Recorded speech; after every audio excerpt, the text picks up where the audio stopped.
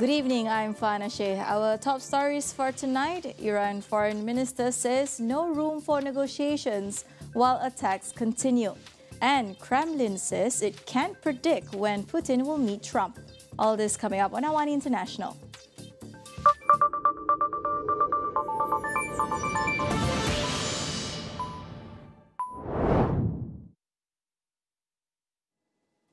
Iran's Foreign Minister Abbas Araghchi is now in Geneva for a meeting with his counterparts from France, Germany and the UK as Israel continues its strikes across the country. Araghchi stresses that he is not there for negotiations as long as the strikes continue. Hostilities between Iran and Israel are now in their 8th day, with both sides trading constant attacks. Israel said that it is ready to deepen strike into Iran, confirming its military operation will continue longer and hit more targets. Prime Minister Benjamin Netanyahu earlier said that its military objective was to strike all of Iran's nuclear facilities and not ruling out targeting Iran's supreme leader, Ayatollah Ali Khamenei, saying no one is immune. Iran has vowed retaliation with missiles and drone strikes on Israel, already hitting a major hospital and commercial areas near Tel Aviv. U.S. President Donald Trump has said that it will decide in the next 2 weeks whether the U.S. will join Israel in its attack in Iran, giving room for negotiations.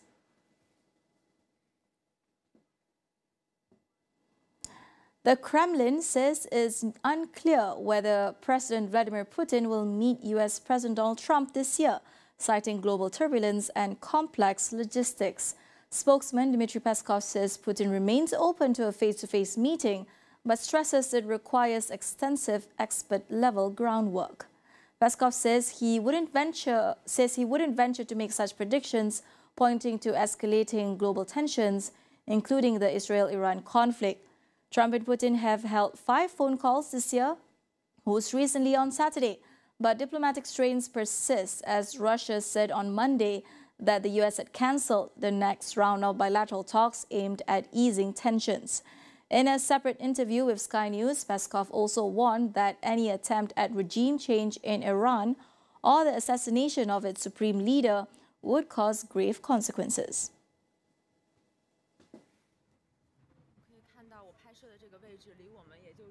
We have more after this break. Stay tuned.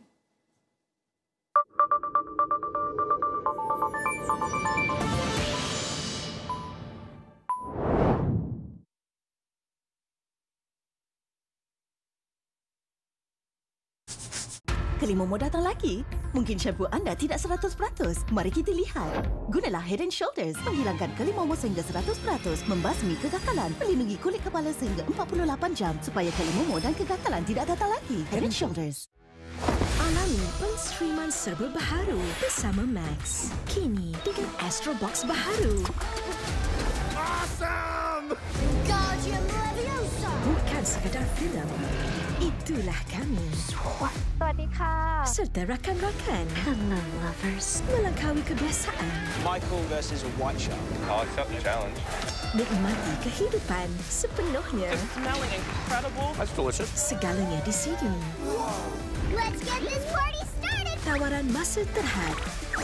Pelanggan Astro. Add-on Max dan jimat 50% untuk 12 bulan di My Astro. Max, stream terbaik dengan Astro.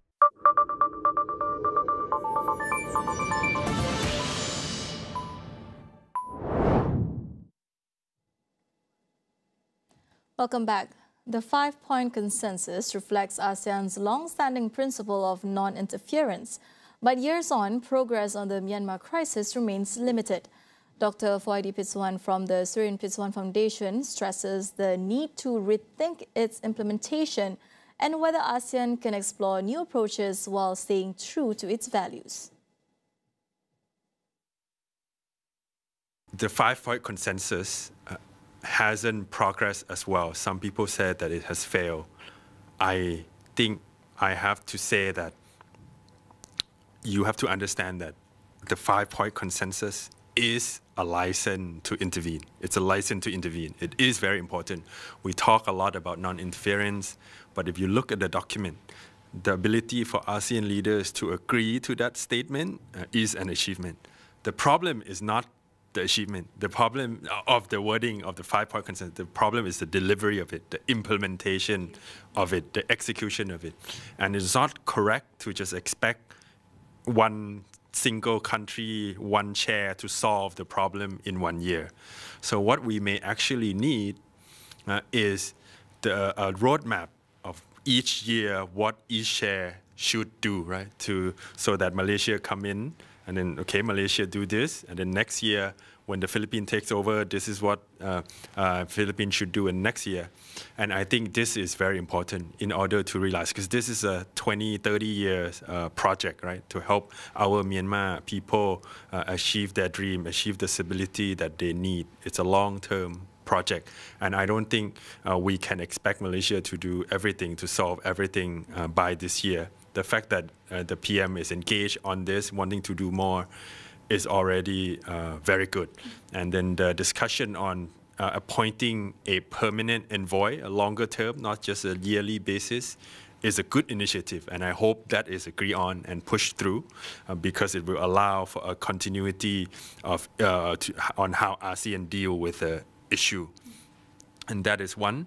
There has been discussion on Troika. Troika means the chair will work together with the former chair and the future chair. This will help with continuity as well. And the most progressive proposal that I want to make is, in the ASEAN Charter, there is ASEAN 50, which call for ASEAN Charter to be reviewed every 5 years. And I don't think that has really been triggered or been actually followed through. And I think we ought to look at ASEAN Charter of how we could improve it, what is lacking. One particular issue is the principle of non-interference, right? Yes, we understand. We are committed. We should be committed to principle of non-interference, but there should be some room to navigate. For example, principle, we could agree, we could commit to principle of non-interference unless or but some caveat, some space to maneuver, for example, on issue of crime against humanity, genocide, on big issues like this. Maybe there may be some way to circumvent this principle, right? And in reality, it's a myth that ASEAN adhere to principle of non-interference. Because if you look at 1978, ASEAN and Thailand intervened in the Cambodian crisis then. In 1999, some members of ASEAN worked together with Australia to intervene in the East Timor crisis. In 2005, ASEAN worked together with EU to implement Aceh monitoring mission in the Aceh conflict. In 2008, we went into Myanmar to help with the cyclone Nargis relief. So the belief that we adhere to principle of non-interference is a myth. And I hope we do find ways to do more in Myanmar, even though it may borderline interference, but there are diplomatic ways to do it and still gain respect by the international community, because they really want us to be able to solve this issue. And if we can solve this issue, I think the world will have one less issue to worry about, right? Now, I don't really want to internationalize this. There has been talks about bringing the U.S. in, and I don't think the U.S. will not be interested, and I think that is a blessing in disguise. I think the matter should be kept within ASEAN, and I think if we can work together towards restoring some semblance of stability, and even beyond stability, helping Myanmar people achieve their hopes and dreams, we can envision the end state of what we see Myanmar and help them achieve that. I think that would be a big, big achievement for ASEAN, and it can start with Malaysia. The number of people forcibly displaced by war, violence and persecution worldwide has risen to over 122 million as of April this year, according to the latest UNHCR Global Trends report. This marks the 10th consecutive year of increase. The report states that the number of internally displaced persons, or IDPs, reached 73.5 million, while refugees who fled abroad stood at 42.7 million. Sudan now faces the world's largest displacement crisis with 14.3 million refugees and IDPs, followed by Syria with 13.5 million and Afghanistan with 10.3 million. The UNHCR also reported that 60% of those forced to flee never leave their own country, and that 73% of the world's refugees are hosted by low and middle income countries. According to the report, while the number of forcibly displaced people has nearly doubled over the past decade, funding for the UN Refugee Agency remains roughly the same as in 2015.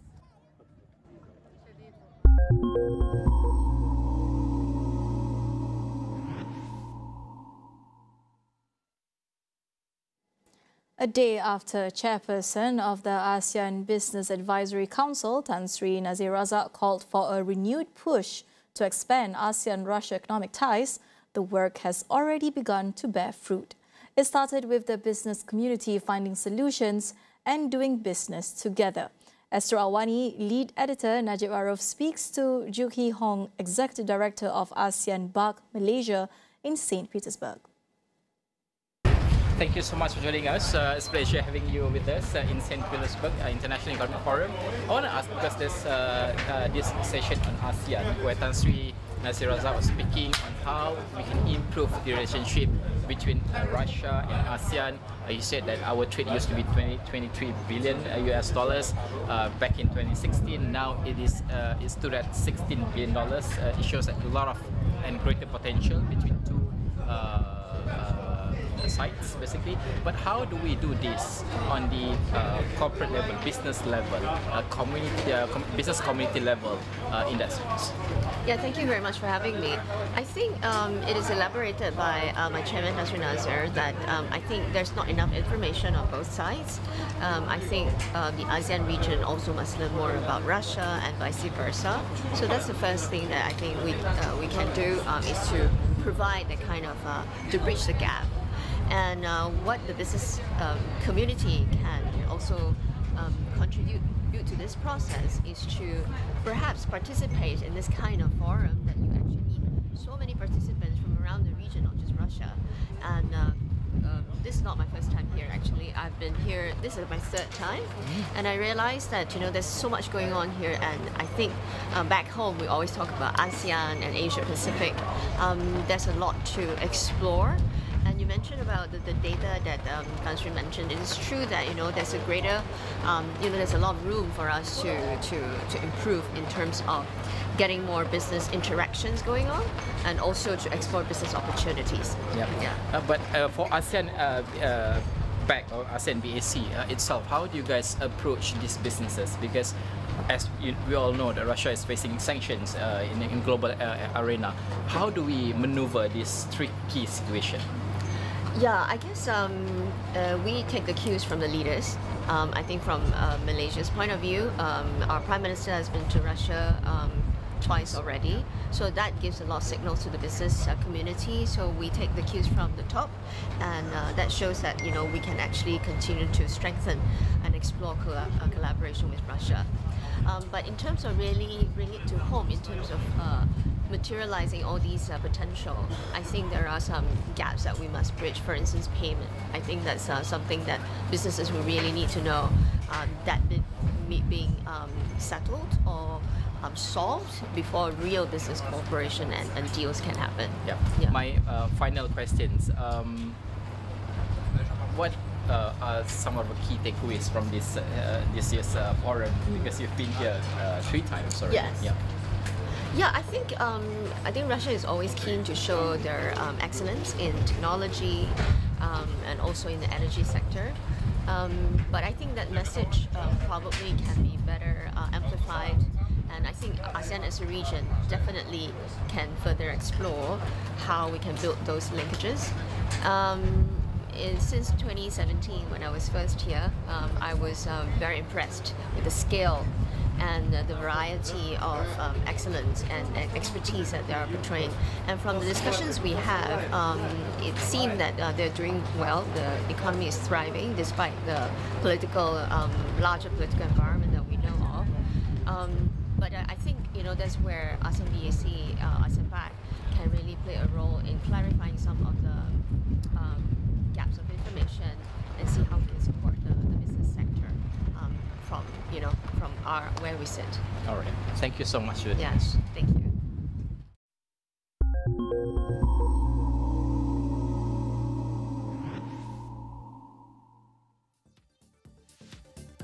That wraps up AWANI International. Stay tuned for our reports on the rivalry strategies and the shifts behind the power affairs driving the new global order. Visit international.astroawani.com for more and be sure to follow our social media accounts, Power Affairs. I'm Farhana Sheikh. Thank you for watching.